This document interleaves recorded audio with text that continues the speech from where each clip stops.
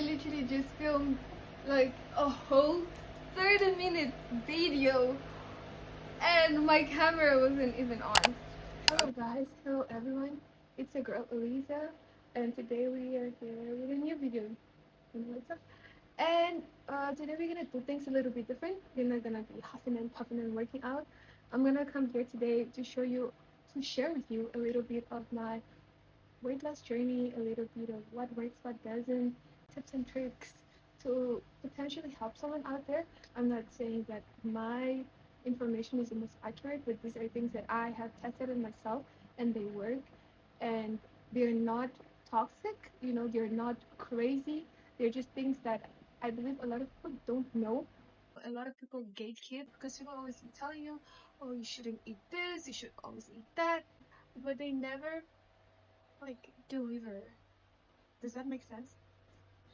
So today that's what I'm gonna be doing. I'm gonna be sharing with y'all how I lost weight and how I maintained that weight lost. Thanks with you.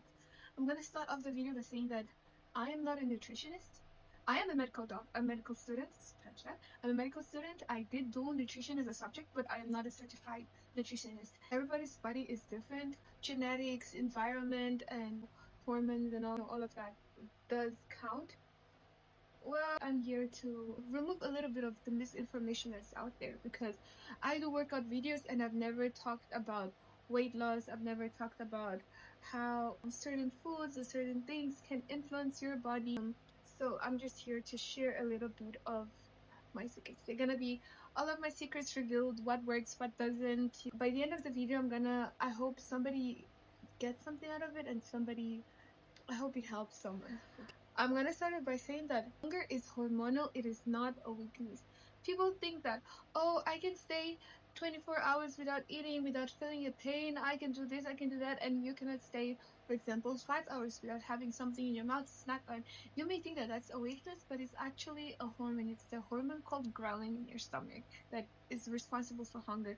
But I'm gonna get to that later. Let me not get over myself. And I wanted to tell you that sleep also influences that hormone, and we're gonna talk about that also much later. I also wanted to say that liquid calories are sneaky.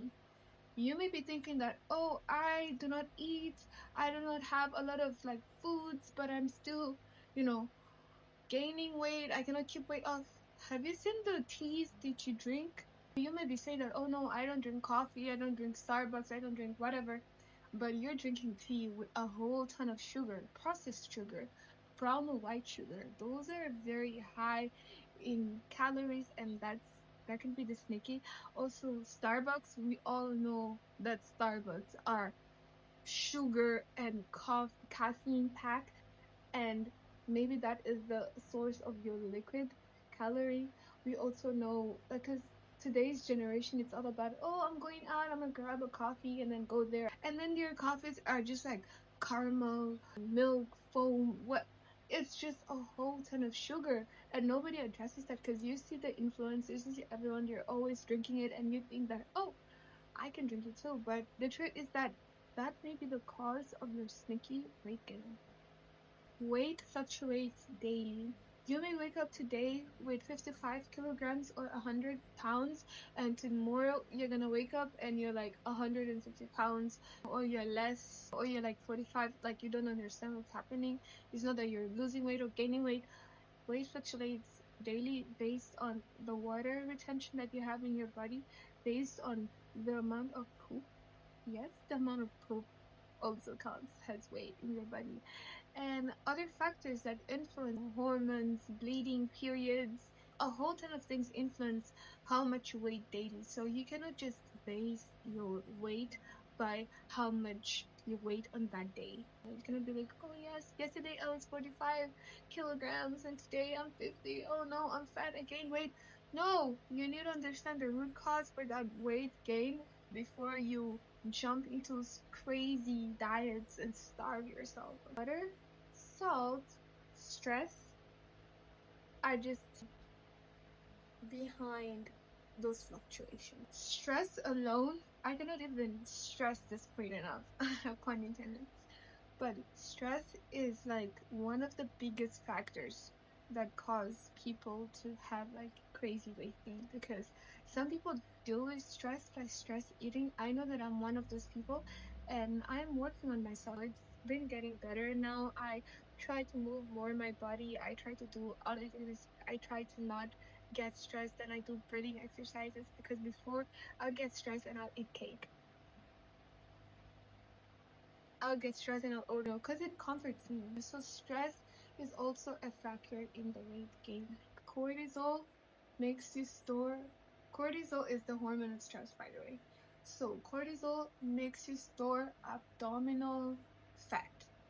It's due to cortisol. So if you're not managing your stress well, if you're suffering from anxiety, if you're suffering from stress at school, things that raise your cortisol, if you're constantly angry, of course you're gonna have a stubborn belly fat. It's because of the unregulated stress that you have. So you must regulate your cortisol. When you regulate your cortisol, you're gonna see that stubborn belly fat is just gonna melt away. Dieting, starving, whatever, it's not gonna work. You must regulate your hormones, okay? Especially chronic stress, because chronic stress, you're releasing cortisol, you're bloated, you're tired. Cortisol, it's just like the worst. It helps you because it works with adrenaline in like the fight and flee like moments, but it doesn't have like good long-term effects. So you should always try to regulate the amount of cortisol that you produce on a daily basis. I think I talked about sleeping daily, but did you know that poor sleep, because a lot of stress, it causes to slow burning calories. Why? Because your body enters survival mode. Same thing happens when you starve yourself. When you starve yourself, you're signaling your body that, okay, we're in starvation. We must use up as little energy as possible so that we can survive. Your body is always going to do everything it must to survive. So if you're not eating enough, your body is going to enter into what we call adaptive thermogenesis. Adaptive thermogenesis basically means your body storing caloric energy so that you can survive. And that's where people have that misconception about calories. Calories is just energy. Heat energy is what we call calories. The same way the plants get energy from the sun, they get their food from the sun through photosynthesis, is the same way that we get energy from foods, and that is caloric energy, because those foods mostly come from plants. You get it? Like, for example, you're like, oh no, but I eat a lot of protein. Of course, you eat a lot of protein. Like, the animal ate the plant that had already the photosynthesized energy, and you ate that animal, so you gained energy from the sun. So energy is heat, okay? Kilojoules. You're mostly gonna see it in the back of like food things. It's written kj, and kj usually means energy, okay? Joules is energy. All right. How to get a fast metabolism, how to improve your metabolism. There is no secret pill, there's no anything. What you must do is to put in the work. So I like doing this thing called the NET, or the NEAT. It is the non-exercise thermogenesis. Basically is when you do every other activity other than working out, and it's what's gonna help you lose weight. Okay, so for example, by decluttering, by taking out the trash, by painting, by every other activity that is not considered an exercise, right? As long as you're moving your body, that is helping you fasten your metabolism. Your metabolism is getting better. And another thing you can also do is eat a lot of proteins, eat a lot of fiber. That is literally gonna help you so much, because protein is the building blocks of our DNA. So if you're able to get a lot of protein in your system, that's gonna help your metabolism be fast. And another thing is fiber. Fiber is important because it helps us not be constipated. If you're constipated, right, how can your metabolism be fast if there's something blocking it from being fast? So eat your fiber, but you cannot just eat fiber because it's just gonna dry down. You must eat your fiber, and drink your water. It's recommended to at least have 1.5 liters of water. I'm gonna write so many screen how many ounces that is. I use the metric system, so sorry. The thing that you can also do, right, is calm down with the apple cider vinegar. Just calm down, okay? A lot of people are getting sick because of apple cider vinegar and it's causing them to have gastritis. It's because they think that by having a lot of apple cider vinegar is gonna help them. It's not gonna help them. If it's not in moderation, you're gonna get sick. So what you should do, you can have the apple cider vinegar, but do not exaggerate on the doses. You can have the green teas, but do not exaggerate on the doses. You can have the warm water and lemon, but do not exaggerate on the doses. So everything that you do must be in moderation. Stop the crash diets. Let us just completely, for 2026, let us stop the crash diets because as I told you guys before, if you don't sleep well, if your hormones are unbalanced, if you are constantly stressed, you are not gonna lose that stubborn fat. It's always gonna be there. So what we should do is that we should stop the crash diets because when you're crash dieting, it puts your body on survival mode, and your body cannot thrive when it's on survival mode. You're gonna get tired, you're gonna get burned out, you're gonna be unmotivated, you're gonna be bloated, you're gonna be storing abdominal fat that is the stubbornness to get rid of, okay? So we need to stop the crash diets, eat with moderation. I cannot tell you that by eating a bigger size portion of food, it's gonna make you lose weight, it's gonna make your metabolism faster. Wrong. Wrong, wrong, wrong, wrong, wrong. But if you eat with moderation, if you're conscious about the things that you're putting in your body, right? That is what's gonna help your metabolism be fast. And another thing I also like to mention, taking walks. Taking walks has literally changed my life. I'm gonna talk a little bit more about it later, but taking walks, guys, is the key. I'm not telling you to walk 10K steps a day. I'm just saying have some sort of walking incorporated in your routine. It's gonna take you a long, long way. Also wanted to talk about gut health, because we were talking about gut health. Gut health is basically the gut microbiome, right? If your gut microbiome is unbalanced, right, you're gonna be sick. You're not gonna have a fast metabolism. So you must regulate it. And another thing people don't know about is parasites. You eat a lot of raw sushi, you are in a whole lot of risk of having parasites. If you eat like uh food that has been contaminated by flies, if you eat beef that isn't well cooked, or pork, if you eat pork, so many things contain parasites, and we're literally feeding that in our body. And those parasites are the ones that are responsible for our inflammation, responsible for our bad digestion, responsible for our insulin sensitivity, because those parasites are eating our insulin or eating our our glucose, our blood glucose, and then we end up overeating. It's because of those parasites. You may even think sometimes that you have a big belly, but it's a big belly full of parasites, or a big belly full of gas caused by your very bad microbiome, your gut microbiome. So let's get it fixed, right? And the moment you get it fixed, you're gonna see how your cravings are gonna decrease. You're gonna see how your skin is gonna clear up. You're gonna see how your inflammation, eczema is gonna disappear. The secret is to regulate your body, and then the rest follows. Okay? I, for example, for example, take at least once a year this thing called metronidazole, right? It's an anti-parasite, and it helps clean up my body of all foodborne parasites, right?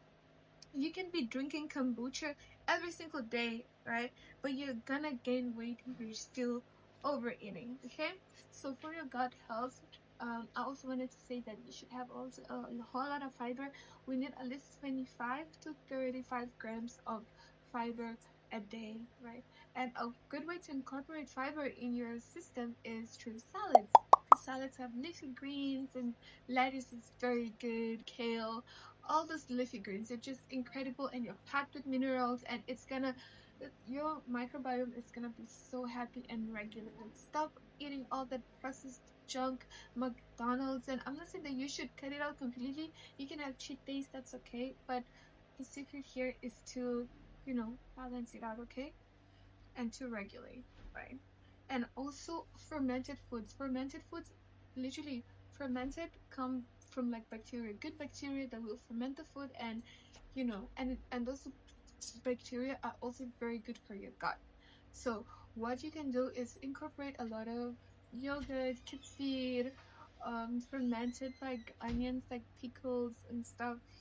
Those are very good. And also sauerkraut. I don't know how to pronounce that. It's a sauerkraut. Yeah, I think that's the pronunciation. Yeah, that's also very, very, very good. And eat a whole lot of like whole foods, because I've seen that a lot of people have just been removing whole foods completely from their diets, and it's not good. So incorporate a whole lot of whole grain bread, whole grain pasta, whole grain rice. You know, don't just eat ultra processed refined flour, ultra processed refined rice, ultra processed refined pasta. Mix it up a little bit. It's gonna help you. Um, diet culture. The diet culture. Let's clear things up. Let's clear things up when it comes to the diet culture. The diet culture and its life. Carbs are not your enemy. Eating after 6 p.m. does not cause fat gain. You don't need to detox. Sweat does not equal to fat loss. Starving yourself will backfire. Extreme diets work short term because they create what we call a caloric deficit. Your body is gonna use up the energy stored in your cells to be able to sustain you and to make you survive. You're basically surviving. Okay.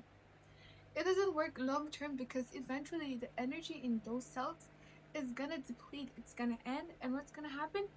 You are gonna get sick. You could die. You are gonna miss your period. Even if you lose weight, but you're not gonna be healthy. What is the point of losing weight and being skinny if you cannot enjoy it? You're gonna be in the hospital all the time. You're gonna have kidney failure. You're gonna have liver problems. You're gonna be bloated. You're gonna be skinny, like with a big ass balloon, like stomach. It's because what? It's because it's not long term wise.